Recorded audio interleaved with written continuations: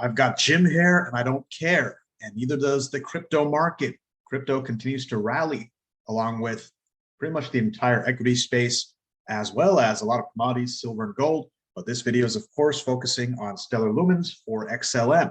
And it's looking pretty good. We've had Ethereum leading the way with Dash following, and a couple of other cryptos have jumped ahead. EOS, which I did an update on not that long ago, was up 8-9% at one point today. And finally, we are seeing some of the other cryptos catch up, XLM being one of them. This is our 30-minute chart, linear chart. And well, a lot has transpired since our last update in Stellar Lumens. We had an initial 5-wave rally up, which broke. Well, it didn't break, but we broke a bit lower than we expect for our second wave. And we were calling this a 1-2-1-2.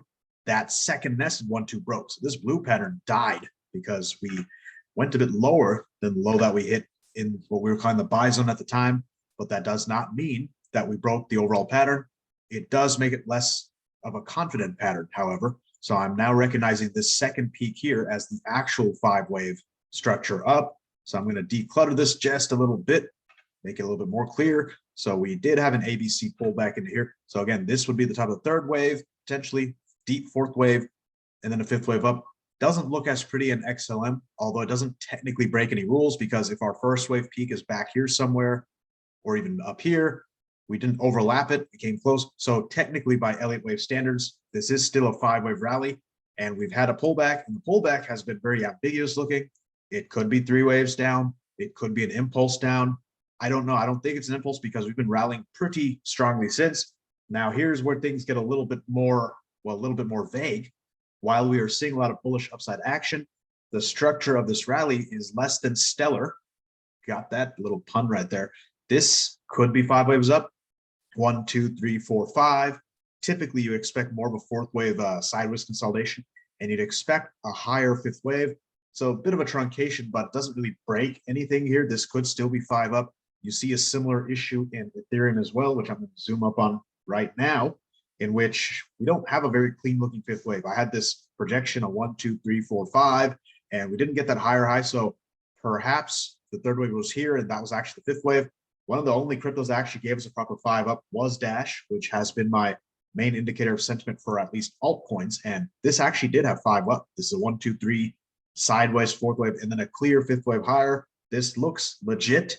And well, the rally looks pretty legit too. This thing is just taking off right here. So back to our regular scheduled programming, Stellar Lumens, we have a corrective pullback, probably a second wave, and we are now in third wave territory. Depending on how this thing shapes up, your standard impulsive third wave would end up between the 1.32 and 1.61 extensions. The good thing is we've broken a resistance where we had that peak back on March 1st, about 0.202.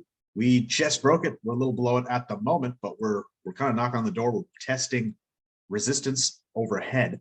And I would expect us to get between 0.207 and 0.213, right in that range. That would be a very good third wave target. We've already hit that in several other altcoins, and can't recall if I did in Bitcoin. I'm not going to look at that at the moment, but you'd expect this third wave to hit here, a fourth wave consolidation sideways, possibly pulling back somewhere around the 19-cent mark, lower 19-cent mark, before a final fifth wave higher. Now, if this thing just blasts right off, I would like us to break cleanly through the 0.213 mark. So that's the 1.618 extension, because breaking that would get us, well, it would basically make it much less likely that we have an ABC up, because C waves typically don't stretch that far up.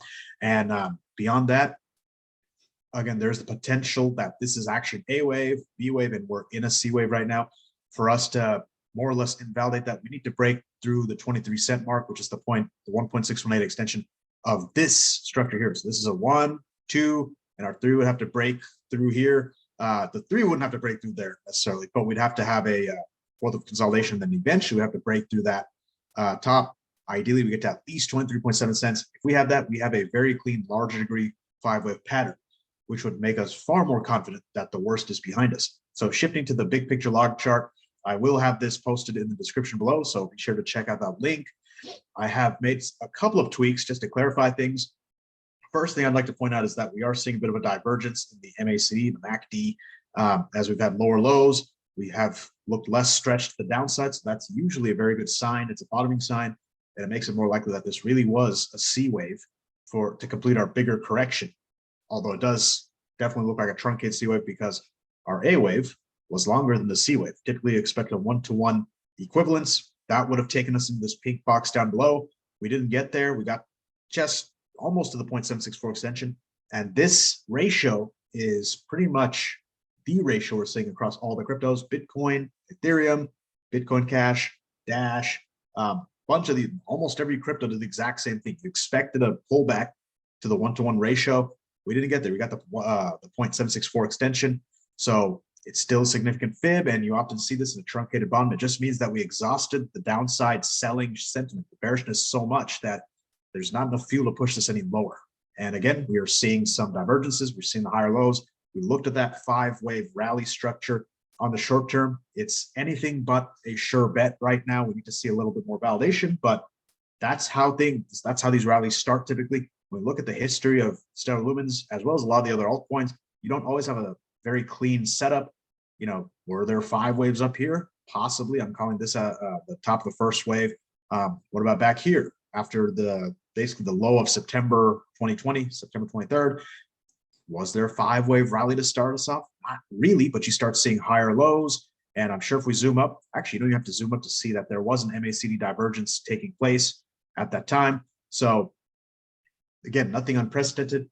We broke some of the standard ratios. We didn't extend as high as we should have, which is what this blue pattern is telling us. There is a chance this is a 1, 2, 3 deep 4th wave with the 5th wave top here. This would be very different from any of the other cryptos because, well, none of them are showing this kind of pattern. So there's a chance that Stellar tops here and then it pulls back very sharply.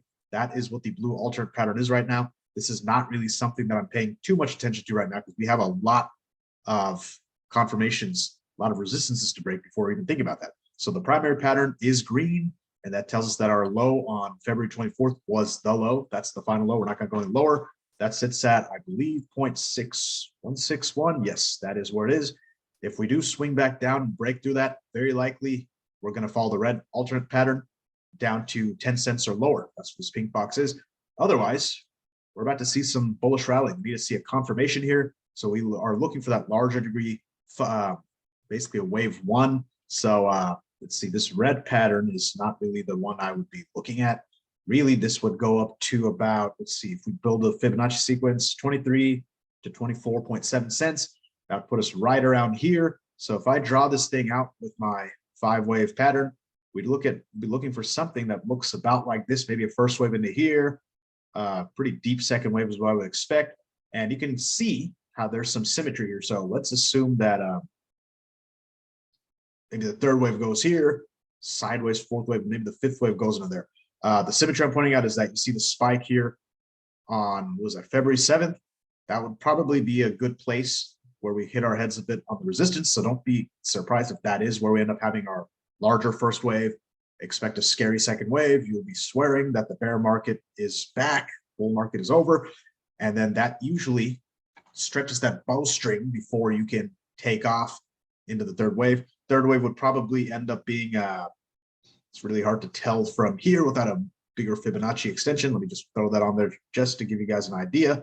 So when we get there, let's say we get a standard 61.8% retrace. 3rd wave could get around 35, 36 cents. And eventually we top out. That would be the 3rd of the 3rd. The actual 3rd wave would probably be about 40 cents, right in that range. So this is projecting a little higher than it probably will be. So expect something that looks like this. And eventually maybe we get to bottom of that box, something like that. This box is the 0.382 to 0.618 extension of this larger pattern, assuming that that is a larger degree first wave. Looking at the bigger picture pattern, this does have one of the best patterns. It's very similar to what we see in EOS, in which we have a large nested 1-2-1-2 pattern. What that means is that from the low point, wherever our rally started back in 2016, 15, wherever that low point was, this could count as a 5-wave impulsive pattern. We have a pullback for the second wave, and this is a nested 1-2 setting up. So very bullish expectations. We have a lot to prove before we can make anything conclusive. Eventually, our 3rd of the 3rd wave should get to the $5 mark. So that is a 27x return from where we are. Lots of excitement. Subscribe so you don't miss my updates. I'm going to have plenty more content coming our way. And if you enjoyed my video, don't forget to give me a like. Till next time, thank you for watching and happy trading.